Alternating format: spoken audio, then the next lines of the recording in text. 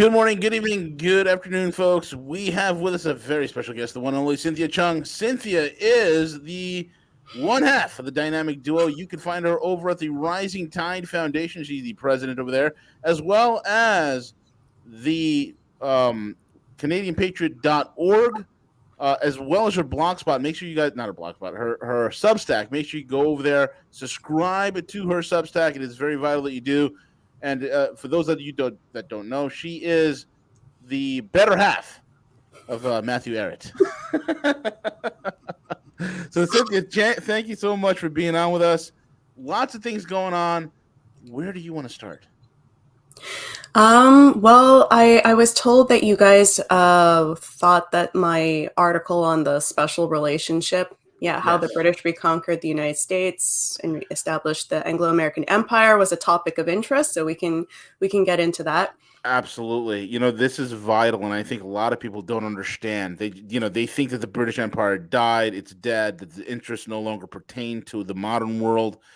And your article right here completely cracks open the militaristic empire that went from being a military empire to a financial empire to a covert empire to where we are today. So this is a great jump off point, folks, for you to listen in and to key up exactly what Cynthia is talking about. So go ahead, Cynthia. Yeah, well, I think that it's really unfortunate what has happened to patriotic Americans today, where they have been really robbed of a really important piece of their history that situates themselves in an international context where they actually played a very positive role internationally. Whereas today, it's really being there's an attempt to erase the better parts of American history. It's not to say that there weren't major issues and so forth, and that's part of what Matt Arrett's book, The Clash of the Two Americas, goes over, that there were always two Americas that were combating each other. And essentially, when the American Revolution was won, which is recognized as the first successful war against imperialism that won on that kind of global level, that the United States never fully won that war, because there was still an internal battle that the United States had to fight, which there was always this, kind of two economic systems, one that was more based on industry and for just tool-based industry that wasn't based off of slavery and this sort of thing. It was based off of the creativity of the individual, that the wealth was really coming from the individual, versus the system of empire that Britain at that point had inherited. There were other, France, and the Netherlands and so forth. They were all, participants of this, but it was really Britain that had inherited the ancient system of empire that you can say it started before Rome, but we can say Rome to Venice, to Amsterdam, to Britain, is what had occurred.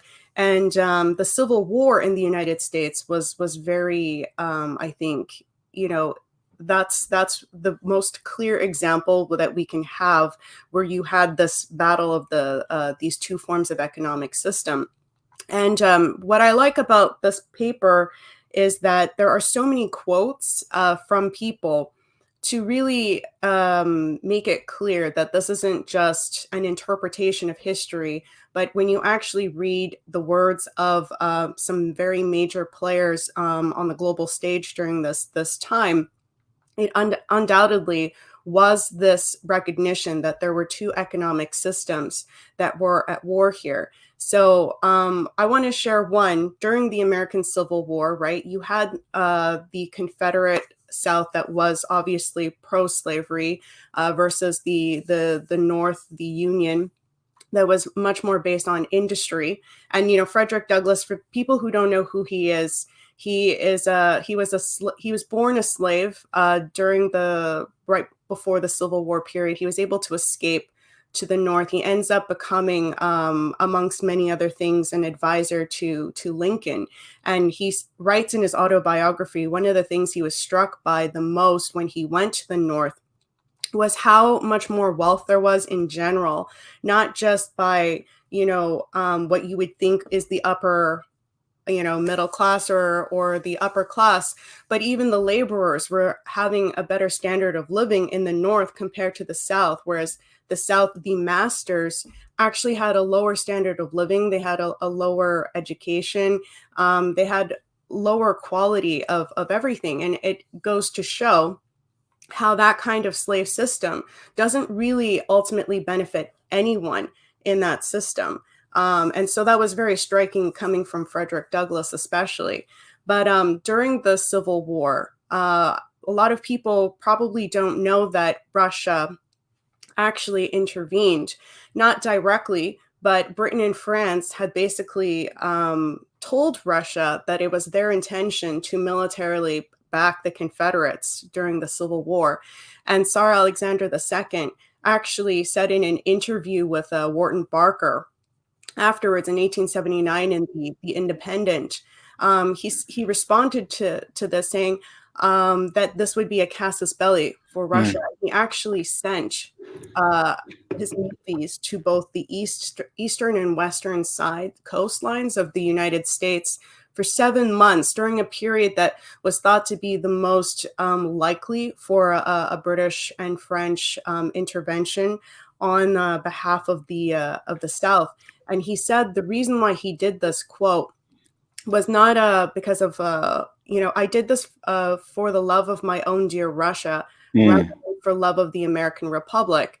I acted thus because I understood that Russia would have a more serious task to perform if the American Republic with advanced industrial development were broken up and Great Britain should be left in control of most branches of modern industrial development. So it was very clear that there was this system called the American system. It was known by that name, that was recognized as the most powerful tool against the economic system of imperialism, which at that time was enslaving the world through opium and also its cotton trade, which the South was directly implicated in. And I just want to share another quote, and then I don't know if you want to share your thoughts on this afterwards. During the Civil War, you had the British Lord Robert Cecil, the Marquis of Salisbury, a very prominent position in Britain.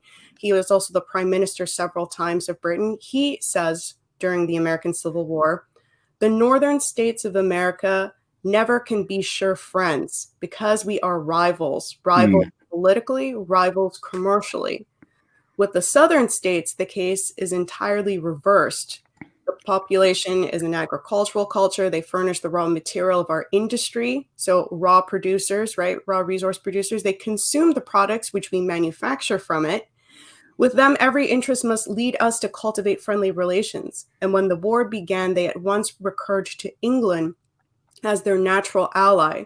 So again, very clear evidence here that there was this attempt to have that kind of economic system take over the United States. And there was a lot of, we don't have time to go over it here, but there was a lot of play going on.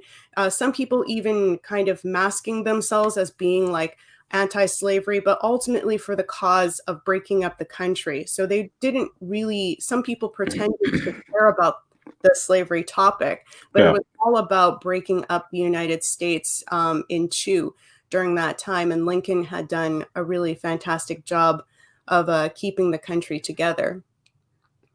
Yeah, it's remarkable because the Brits, even though at that time, during the time of the Civil War, they themselves abolished slavery, quote unquote, in their mainland, they were still profiteering off the slave trade in a major way.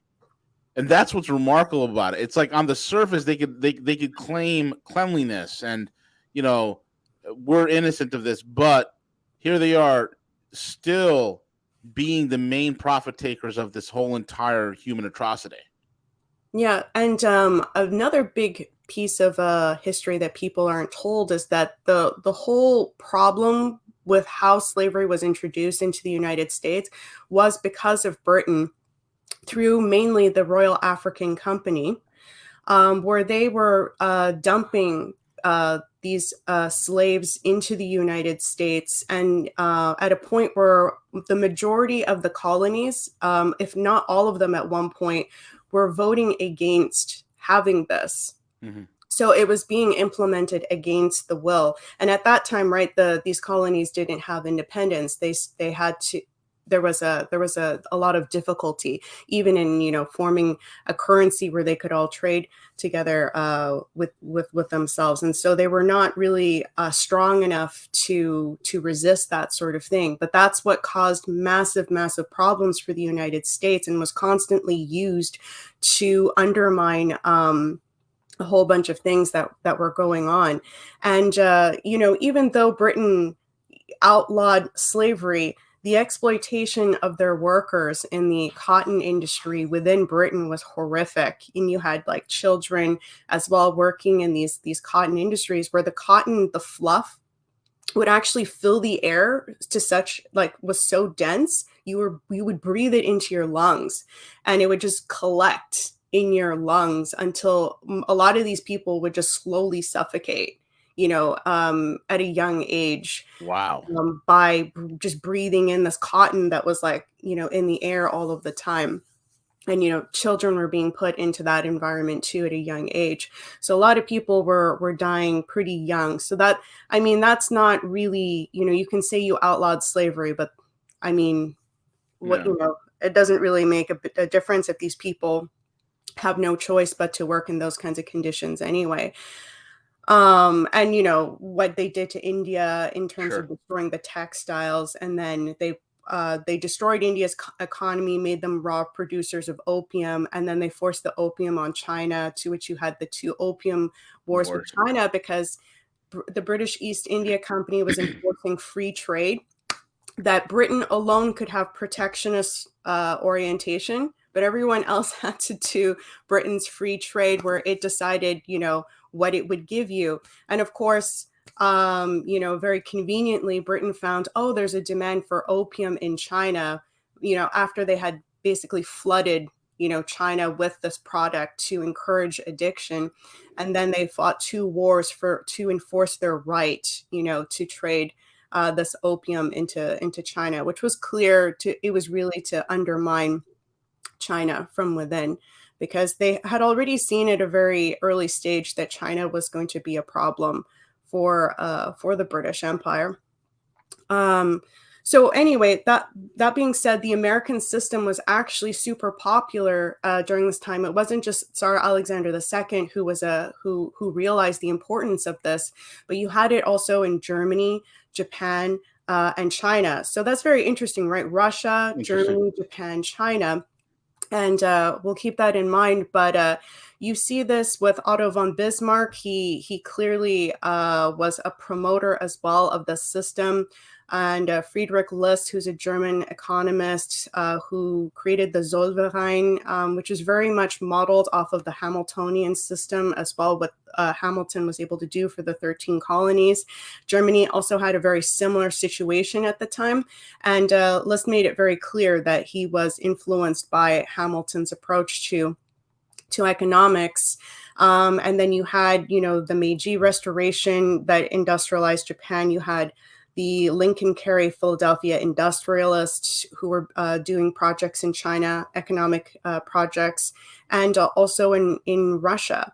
And you have a great quotes from Sun Yat-sen, which, if you want to read all of these quotes, just refer to the article, because we won't have time to go through them. But Sun Yat-sen wrote a book called The Three Principles of the People. Yeah. He was very clearly influenced by Lincoln and Henry C. Carey's approach to uplifting the nation through economic development, and Friedrich List as well in his The National System of Political Economy, very clearly modeled off of the American system of economics.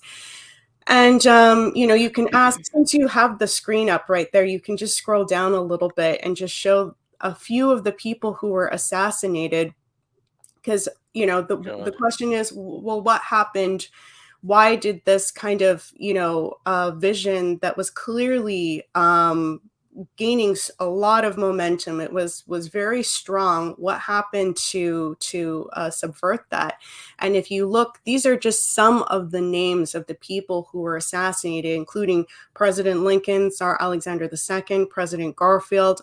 Otto von Bismarck was ousted. President of France, Sadi Carnot, was assassinated. Tsar Alexander III was likely poisoned. President McKinley assassinated. You have several very important Russian players who were assassinated. Tsar Nicholas II and Sun Yat-sen, the first president of China's Republic, was also ousted by British pressure. So that gives you a bit of an idea, but it wasn't enough actually to prevent that kind of system from developing. And again, like, the Americans were having their own people going into a lot of these places like Russia, China, and Japan to help with these economic projects. So it was a very hands-on approach that was happening. But this wasn't, all of these assassinations, as tragic as they are, was not going to be able to stop that momentum. And that's why I believe the two world wars were orchestrated in order to prevent this kind of global cooperation from occurring. And it's been rather successful at splitting up the world into these factions, so that now Germany and Japan would become, the enemies by the end of World War II. They had lost pretty much all of their sovereignty up until today. In the post-World War II world, they don't really get to decide what their country does ultimately in terms of big decisions. And China and Russia were going to be the targets with the announcement of Churchill's Iron Curtain. So the United States was forbidden from being friends with any of these countries. And it's clear why they were forbidden to be friends. And even though these countries had, certain things that occurred, like obviously, the fascism, the rise of fascism, we need to remind ourselves that that was a problem that was across the board. Britain also had a lot of supporters for fascism. The United States had a lot of support for fascism and, eugenics as well. And so it wasn't just, Germany or Japan or even, France that had that kind of internal problem that we should just judge them differently from ourselves, because the reality of the situation was that a lot of important people within Britain and the United States were thinking that Hitler was going to be successful. He was actually surprised that Hitler wasn't successful. And there is a lot of evidence now showing that the British Bank of England and the Bank of International Settlements and also Prescott Bush were all involved in giving Hitler money. There's Alex Craner did a really good class actually for the Rising Tide on the Munich betrayal, how the Czech army was basically given to Hitler because of direct British intervention and manipulation of the situation, which Germany never would have been able to win World War II without that happening, because the Czech army was the strongest, most powerful army in Europe. And that was all because of Britain's intervention. Wow. And then they also took, I forgot the exact number, but they gave millions of dollars from the Czech bank to Hitler as well. And so that was like a very clear, kind of cutting the legs from underneath the Czech, Czechoslovakia. And it was shown that at the time, France and Russia, they were all willing to basically, resist and oppose Germany at that time. And the war would have been won much more quickly without that British intervention. So very clear that Britain promoted that war. They wanted that war to at least be extended. They definitely wanted Russia to be crippled as a result of World War II as well.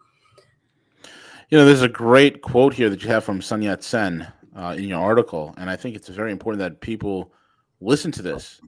Okay, when you start understanding what was happening throughout history, this fight for the open American system, which is so vital, so integral, at a time where people thought, we're used to having quote unquote income tax, right?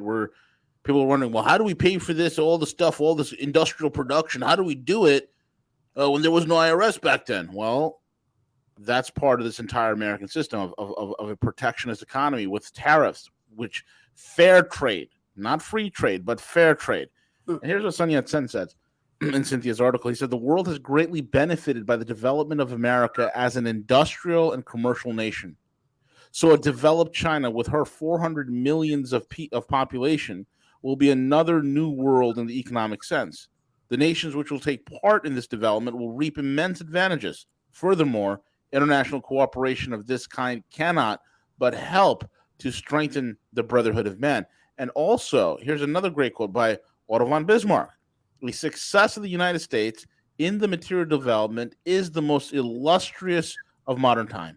The American nation has not only successfully borne and suppressed the most gigantic, expensive war of all history, but immediately afterward disbanded its army, found employment for all its soldiers and Marines, paid off most of its debt, given labor and home to all the unemployed in Europe as fast as they could arrive within its territory, and still, by a system of taxation so indirect as not to be perceived, much less felt, because of its deliberate judgment that the prosperity of America is mainly due to its protective laws. I urge that Germany has now reached that point where it is necessary to imitate the tariff system of the United States. This is like blasphemy in the ears of the city of London. Blasphemy. Mm-hmm, mm-hmm. Yeah, they were really freaking out. Yeah. And Henry C. Carey, too, in his Harmony of Interest, he, again, also makes it very clear that there was this idea of the two economic systems.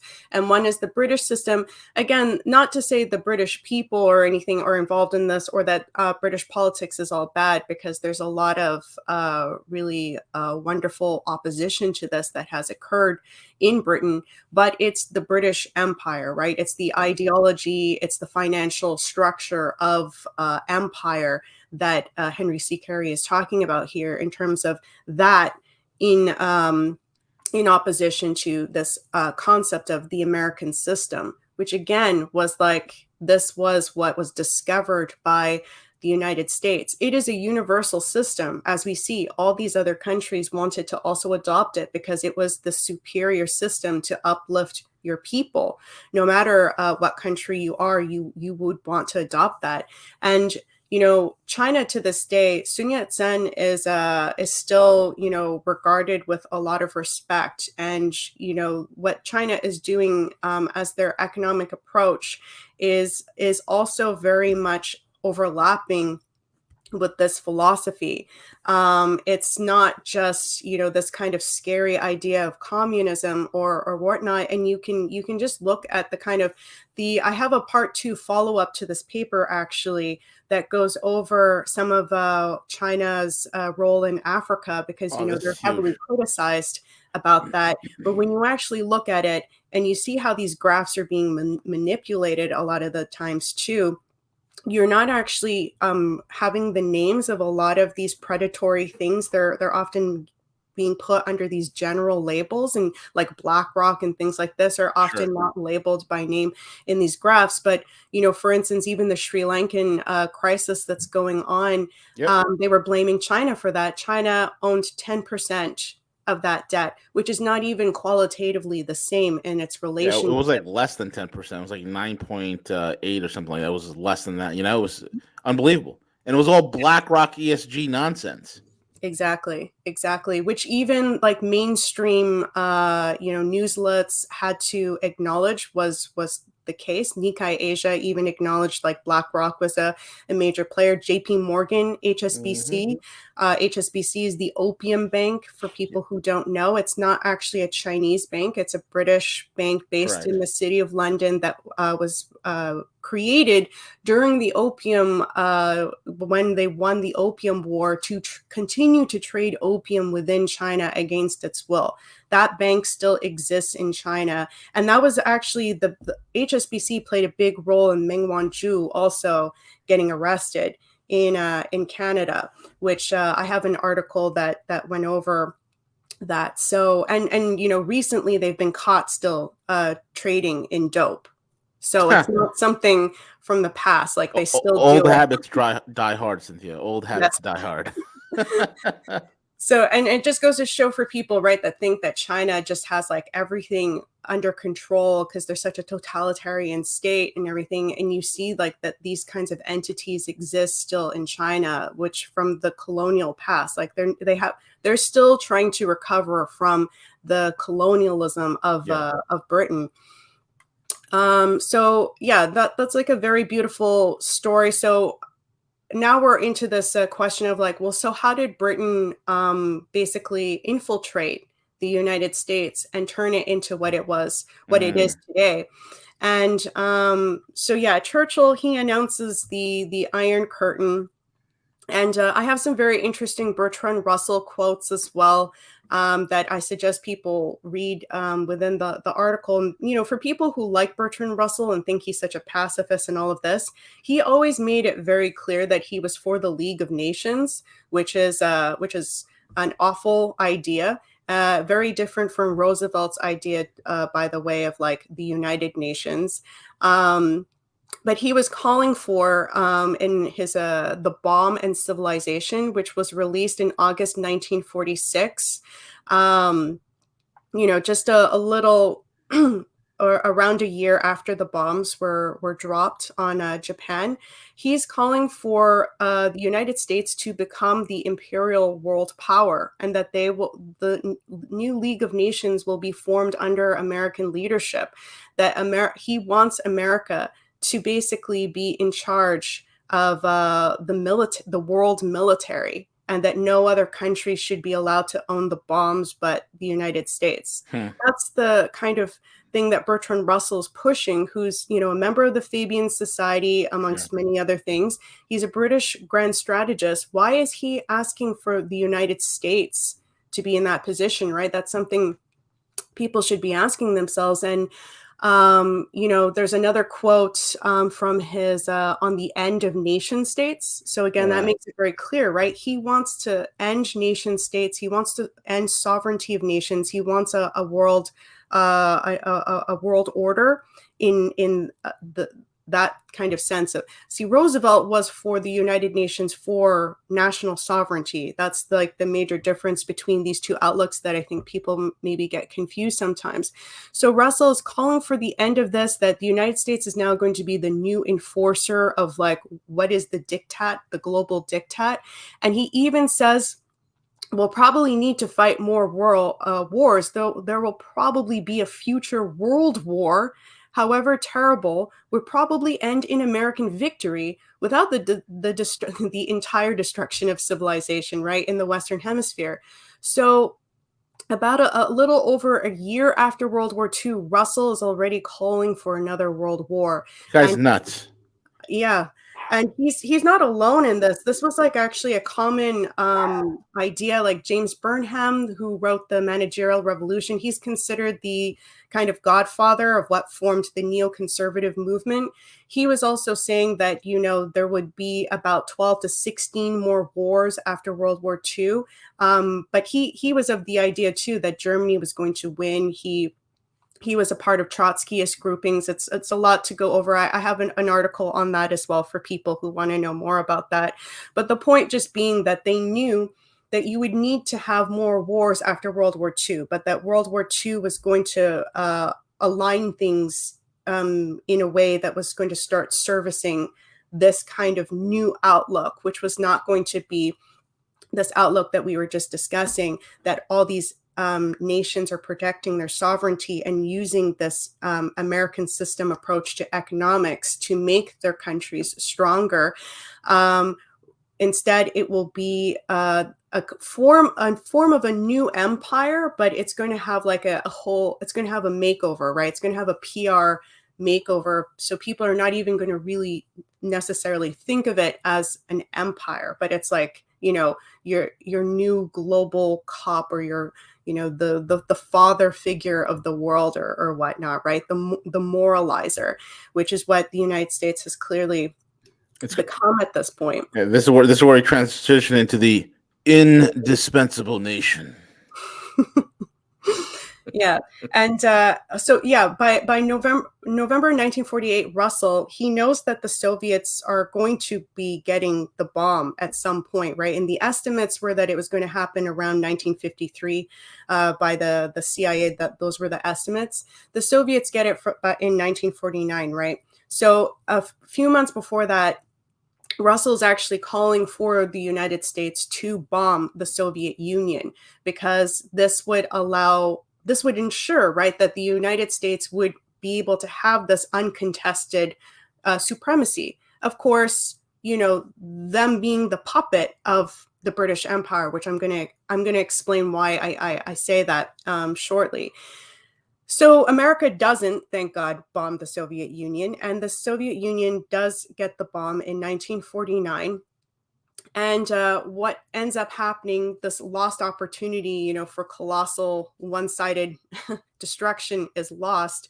But what they end up doing is they start to use this as now a justification to create the United States military industrial complex. So this is when it starts, is from the JIC 502, Implications of Soviet Possession of Atomic Weapons, where they made all of these claims that if the Soviets get this many bombs or this or that, they will attack the United States. Right. And we know now, in retrospect, that none of this information, none of this theorizing was based on actual observations or any competent analysis. It was all made up to justify the military industrial complex. Correct. And so you had from the NSC 68, which is very big player in this, which is what allowed for the buildup of the military defense budget from 10 billion to 40 billion from 1950 to 53. And it was not based on any justification. And what it ended up doing was that by creating this dangerous situation of being ready for war at any moment, it created an over militarization. It really was not ultimately for peace or defense, right? It was encouraging instead a more and more dangerous situation. But not only that, you had the NSC 75. Now, this is something that is not reported hardly anywhere. This report is by the Executive Secretary on British Military Commitments, is talking about how the British Empire, if it were to collapse, right? So World War II was understood by many to be also anti-imperialistic, right? So a lot of these countries that were colonialized, they were thinking now finally, like Vietnam, which were colonized by the French, were thinking now that they had the right to independence. They fought the fascists. They fought the Japanese fascists in the war. The Chinese fought the fascists, right? That if you were to fight the fascists, it was because you were for democracy, you were for that civilized world outlook. So you were going to be invited to now participate in that. And so a lot of these countries were like, okay, colonialism is also done, because there's a lot of actual similarity between fascism and colonialism. So if the world is saying no to fascism, they have to say no to colonialism, right? And so these countries are now in the process of forming their republics and their independence, including Vietnam. But Britain's saying, we can't have that, because the Soviets are actually a really big threat to the world. And if Soviet communism spreads to these countries that are not actually powerful enough to resist this, then we risk turning the world into a much dangerous place. So we actually need to keep our colonies. Britain, France, anybody who has colonies, you should keep your colonies, because that way we will protect these areas of the world from being, infiltrated by Soviet communism. So the United States signed on to this NSC 75, where they were going to defend the British Empire assets, colonial assets, as an official part of their foreign policy, that it would be more cost effective to aid Britain in saving its empire. And that was something, that happened after Roosevelt. Roosevelt made it very clear that was one of the reasons why a lot of these countries were like, okay, we're not going to be considered colonies anymore after World War II, was because Roosevelt was actually very explicit about that. And that the way he understood it was that you were going to have a lot of countries that were going to need help to become fully sovereign because their economic situation had been so crippled for a long time that it was true. These countries were not in a position to just start calling their shots for themselves, right? For instance, Vietnam, they didn't really have a government or a police or any kind of taxation, or they didn't have any kind of infrastructure for that, what you would call a nation. So a lot of these countries would need a period to help them out with that. And Roosevelt recognized that. And he said that there should be temporary overseeing to help these countries with this. And he balanced it out where he said it would be Britain and the United States, but also Russia and China. Instead, what happened once Roosevelt died was that they made it more Britain, the United States, France, and funny enough, eventually Germany and Japan. So France, Germany, and Japan all kind of went on the other side during World War II, but these countries would be invited in ultimately to participate in overseeing what would be this democratic post-World War II world. And Russia and China, who fought and lost tens of millions of people in the war, were told that they were now the enemies to this free world, democratic world concept. Think of that. Think of the insanity of that. Here you are. You've 8 out of 10 German soldiers died fighting Russia. 8 out of 10. They put Germany through a meat grinder. In the process, they lost tens of millions of lives. They won the war in the European theater, and now at the end of this whole time, thing, hey, guess what? Tag, you're the enemy now. What? What do you mean we're the enemy? This is the insanity of these people. They're insane. It's all about politics. Yeah. No, it doesn't. It has nothing to do with anything that they tell the people in terms of these nicey words and all of that. And the Cold War did a lot to misinform the American people as to what is really going on in Russia and China to this day, right? There's so much ignorance as to what it is, like what is the culture today, and how do people live and how do people think in Russia and China. Like there's such a disconnect with this, and it's so easy to make a whole entire people seem monstrous when you don't really know anything about them, right? It's so much easier. And they still use those tactics today. We got to fight them over there before we have to fight them here. We got to stop. Exactly. They're savages. They're insurgents. Yes, and anything that they say that sounds nice and they're inviting us for like dialogue and for peace treaties and all this, we can't believe them. And it's like, why? Why would we not believe them? When you actually look at it, Russia and China have never lied about those types of things. It's the United States Correct. that have broken those promises. So we should really take those kinds of, requests for dialogue and for collaboration and everything seriously, honestly. I don't know. Is there any? I don't know if we have time for that. No, I think that's pretty much it. Or what do you think? Do we mention the Bandung conference or no? No, we can mention it. We have 5 more minutes. 5 more minutes? Okay. Yeah, So yeah, for people who want to know more, the Bandung conference is actually really interesting. It led into the non-aligned movement. But a lot of these countries, again, who were looking for basically sovereignty after World War II, they recognized that the American system was still something alive within the United States, even though there was this process now where it was getting taken over by British imperialistic foreign policy. And so there's a lot of really beautiful quotes coming from some of the leaders of this conference. And, Kwame Nkrumah from Ghana, Sukarno from Indonesia. Sukarno actually opened it up, and he quotes, he says, he talks about Paul Revere, right? That's how he opens up the Bandung Conference, right? For all of these countries asking for their sovereignty. They say that Paul Revere rode at midnight through the New England countryside, warning of the approach of the British troops and of the opening of the American War of Independence, the first successful anti-colonialist war in history. And so they really got it, right? That the United States was actually, its founding principles were totally in line with what these countries wanted to model themselves off of, as we've already discussed. So the Bandung Conference was really an attempt to revive what was lost from, namely, the two World War slaughterhouse that kind of confused everybody as to like what, how do we possibly believe in any kind of human collaboration at this point after two world wars? But the point was that those world wars were not natural.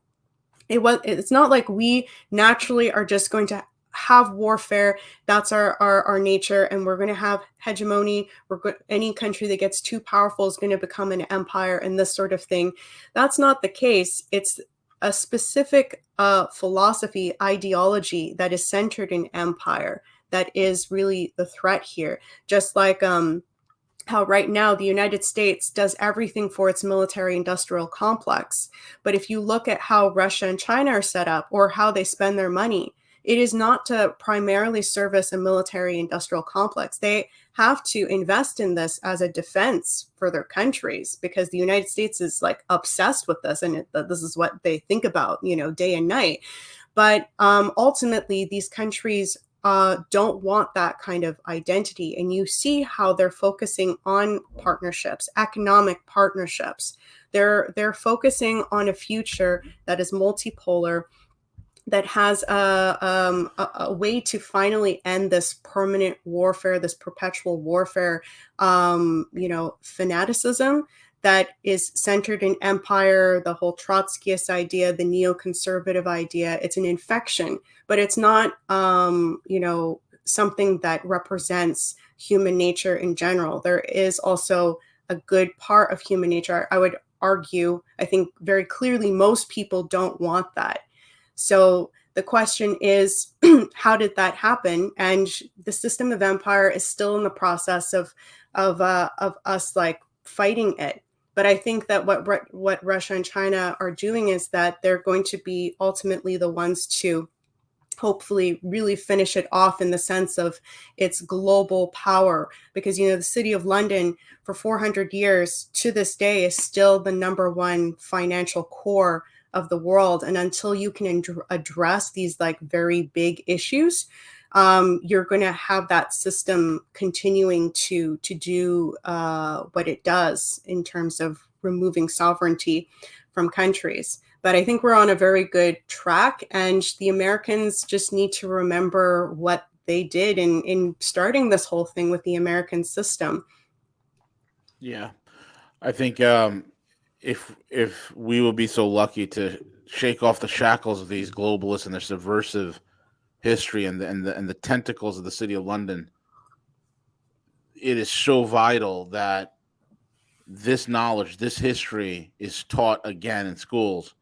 And that's why it's like, I'm so like happy to have you and Matthew and the Rising Tide Foundation and CanadianPatriot.org, you guys and people that are the multipolaristas, the multipolar people who understand this, are the torchbearers of this original ideal that started in 1776, and that is the true freedom. So it's so vital.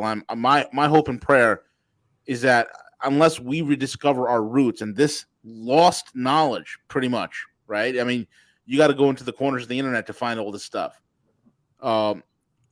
This lost knowledge is something that is taught and understood at a very deep and profound way here in the United States. Otherwise, I don't know what the outcome is going to be, Cynthia. It's going to be horrific, because if we can't get back to the identity of who we are, man, we're going to be in some serious trouble. I think I'm probably more optimistic, but there will be a lot more tragedy. Yes. But I think ultimately, we live in a world where there is natural law. So there's natural outcomes for when you violate, within an economic system too, an unjust system. If you notice, empires tend to collapse. The only British Empire was bankrupt after the two world wars, Right. which was not something that they were thinking was going to happen, by the way. And it was only by completely taking over the United States, which had built itself up into an economic powerhouse, that they were able to extend their existence. But you see now that the United States is collapsing economically because it's not ultimately a viable system. Yeah, exactly correct. Cynthia Chung, thank you so much for joining us today. And folks, once again, you can find Cynthia over at the CanadianPatriot.org, CanadianPatriot.org, RisingTideFoundation.net, and join her Substack. Subscribe. And here's the thing, guys. When you go over to like the Rising Tide Foundation, you show your support for them. You sign up for their email alerts. There's some amazing workshops that Cynthia and Matthew run that they do it weekly, maybe even a few times a week. It's just incredible. And also make sure you get Matthew's book. We've been pumping it on this site, on this platform several times. So vital for you guys to understand all of this. Cynthia, thank you so much for joining us. It's always a pleasure. We can't thank you enough, and we look forward to having you back again. Likewise. Folks, you're listening to RogueNews.com. CJ's working the airwaves. I'm in the, talking in the background with my camera off as usual. Anyway, guys, thank you so much for listening in. We'll be back tomorrow, same time, same schedule tomorrow, 11 a.m. Thank you all for listening in. CJ, take it away.